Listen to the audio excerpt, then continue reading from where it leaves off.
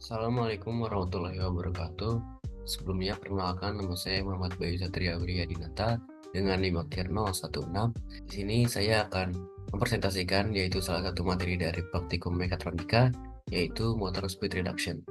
Sebelumnya saya dari kelompok 11 dengan teman saya juga yaitu Rasid Sidik Setiawan. Nah, di sini kita langsung saja. Pertama, apa sih motor speed reduction itu? Motor speed reduction itu adalah proses menurunkan kecepatan putaran motor. Pengurangan kecepatan ini biasanya dilakukan dengan metode mekanis dengan menggunakan gearbox, pull, atau metode elektronik seperti pengontrol frekuensi. Tujuan utama dari reduksi kecepatan adalah untuk meningkatkan torsi dan menyesuaikan output motor dengan kebutuhan sistem. Nah, motor speed reduction yaitu terdapat jenis-jenisnya. Di sini kita mempunyai tiga jenis motor speed reduction, yaitu yang pertama ada gear reduction atau reduksi dengan gearbox. Lalu yang kedua ada pull and belt reduction, yaitu reduksi dengan pull dan sabuk. Lalu yang ketiga ada electronic speed control atau kontrol elektronik. Selanjutnya, yang pertama kita mempunyai gear reduction atau reduksi dengan gearbox, yaitu menggunakan roda gigi dengan rasio tertentu untuk memperlambat kecepatan motor dan meningkatkan torsi. Nah, di sini kita mempunyai jenis-jenisnya, yaitu yang pertama ada worm gear reducer, lalu yang kedua ada planetary gear reducer, lalu yang ketiga ada spur gear reducer, dan yang terakhir yang keempat yaitu helical gear reduction. Dari sini kita ada contoh gambar ya, bisa dilihat di sini.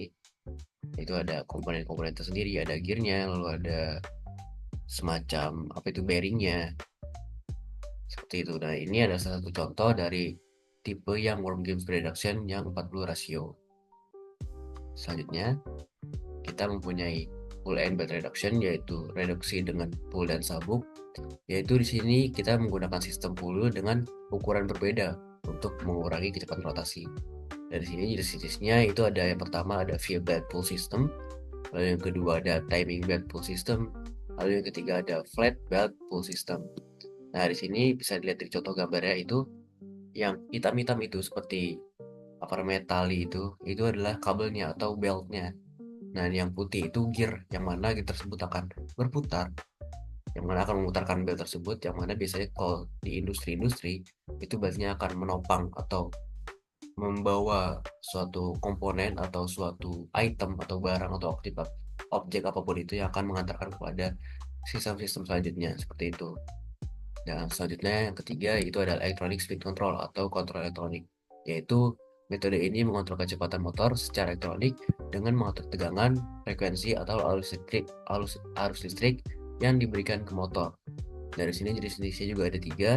Yang pertama ada variable frequency drive atau VFD, lalu yang kedua ada pulse width modulation atau PWM controller, lalu yang terakhir ada thyristor based speed control. Nah, di sini kita mempunyai contoh yang VFD, yaitu variable frequency drive. Nah, dari sini kita menggunakan ini untuk mengatur kecepatan motor atau kecepatan roda, yang mana seperti sebelumnya saya sudah jelaskan, di belt itu kan ada motor yang bakal berputar, yang mana akan menjalankan si beltnya atau kabelnya itu. Nah, di situ kita bisa mengatur kecepatannya menggunakan VFD ini salah satunya, seperti itu. Dan selanjutnya yaitu kita mempunyai salah tiga sebenarnya contoh-contoh eh, motor speed reduction yang digunakan pada alat-alat yang kita berikan ini. Yang pertama ada robotika atau lengan robot dan roda robot mobile. Nah, lengan robot ini menggunakan gearbox atau planetary atau harmonic drive untuk mengurangi kecepatan motor servo. Lalu roda robot mobile menggunakan motor DC dengan gearbox untuk mengatur kecepatan dan memastikan gerakan stabil. Nah, di sini fungsinya itu adalah memastikan robot dapat bergerak dan bekerja dengan akurasi yang tinggi. Yang mana ketika robot itu bergerak atau melewati alurnya atau lintasannya tidak belok-belok atau terganggu gitu, dan juga mencegah lengan robot bergerak terlalu cepat sehingga tidak merusak objek yang dipegang. Nah, di sini bisa dilihat pada gambar eh, yang mana kita tuh mempunyai torsi-torsi sehingga lengan robot itu bisa memegang beban yang lebih berat dari dirinya sendiri. Nah, kenapa kita bisa mencegah lengan robot bergerak terlalu cepat sehingga tidak merusak objek yang dipegang?